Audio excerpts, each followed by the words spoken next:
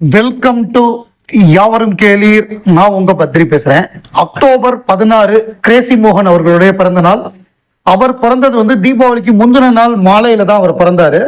So அவருடைய பிறந்த நாளை கொண்டாடும் வகையில் நேற்று மாலை ஒரு மிகப்பெரிய விழா வாணி மஹாலில் நடத்தப்பட்டது. அதுல 2 பேருக்கு லைஃப் டைம் அச்சீவ்மெண்ட் அவார்டு, அதாவது கிரேசி மோகன் எக்ஸலன்ஸ் அவார்டு வழங்கப்பட்டது.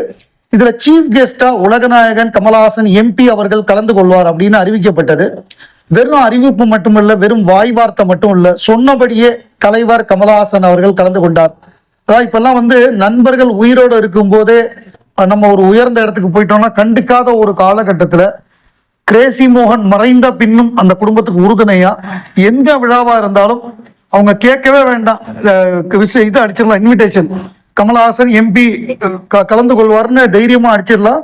அவர் வந்துடுவார், தவறாமல் வந்து விடுவார். அதே போல நேற்றைக்கும் கலந்து கொண்டு அந்த 2 பேருக்குமே அவர் அந்த இதை கொடுத்துட்டு அவார்டை கொடுத்துட்டு அவங்கள வாழ்த்திட்டு தான் போனாரு. ஸோ அவர் தொடர்ந்து தன்னுடைய என்ன சொல்றது, நண்பர் ஃபேமிலி, அந்த டிராமா ட்ரூப் தொடர்ந்து நடக்கணும் அப்படிங்கிற ஒரு எண்ணம் உள்ளவர். இவங்க வேண்டாம், இதோட நிப்பாட்டிக்கலாங்கும் போது அவர் தான் கிரேசி மோகனுடைய லெகசி கண்டினியூ ஆகணும், நீங்க கண்டிப்பா நீங்க இந்த டிராமா ட்ரூப்பை கண்டினியூ பண்ணணும், நான் தேடி தரேன், நீங்க ஆரம்பிங்கன்னு சொல்லி அவர் மறைந்த பிறகு முதல் அந்த நிகழ்ச்சியை அவர் தான் துவக்கி வச்சார். ஸோ அந்த மாதிரியான ஒரு மனது உள்ளவர். அவரை பொறுத்தவரைய இவர் சொன்னார், நம்ம மாது பாலாஜி ஒரு ஜோக் சொன்னாரு. எப்படின்னா, ஒரு ஃபங்க்ஷனு, அதுல கமல் சாரு இவர் சாருஹாசன்லாம் கூப்பிட்டுருக்காங்க, இவங்களையும் கூப்பிட்டுருக்காங்க, மாது பாலாஜி கிரேசி மோகன்லாம். மாது பாலாஜி வீட்டுக்கு போயிட்டு வரேன்னு போயிட்டாரா, சாரி நம்ம கிரேசி மோகன் வீட்டுக்கு போயிட்டு வரேன்னு போயிட்டாரு. மாது பாலாஜி தான் இந்த ஜோக்கை சொன்னது. மாது பாலாஜி போயிருக்காரு. முதல்ல உடனே சாருஹாசன் கூப்பிட்டாராம், வா வா வா வா வா, உன்னை எனக்கு ரொம்ப பிடிக்கும், உன் ஆக்டிங் எனக்கு ரொம்ப பிடிக்கும், இன்ஃபேக்ட் உங்க அண்ணனை விட எனக்கு ஒன்னதான் பிடிக்கும் அப்படின்னாராம். சார் அப்படிலாம் சொல்லக்கூடாது, அவன் டைலாக் எழுதுறதுனால சார் எனக்கு பேர் வருது அப்படின்னாராம். அதுக்கப்புறம் கொஞ்ச நேரம் கழிச்சு மோகன் வந்தாராம், கிரேசி மோகன்.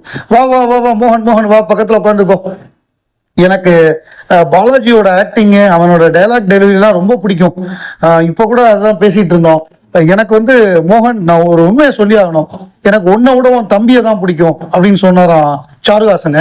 அதுக்கு உடனே கிரேசி மோகன் சொன்னாரா, எனக்கும் உங்களை விட உங்க தம்பியை தான் சார் பிடிக்கும் அப்படின்னாராம்.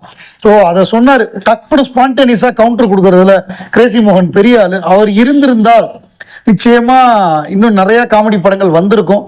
அது ஒரு மிகப்பெரிய வருத்தம் தான். இருந்தாலும் அவருடைய லெகசியை நம்ம போற்றுவோம்.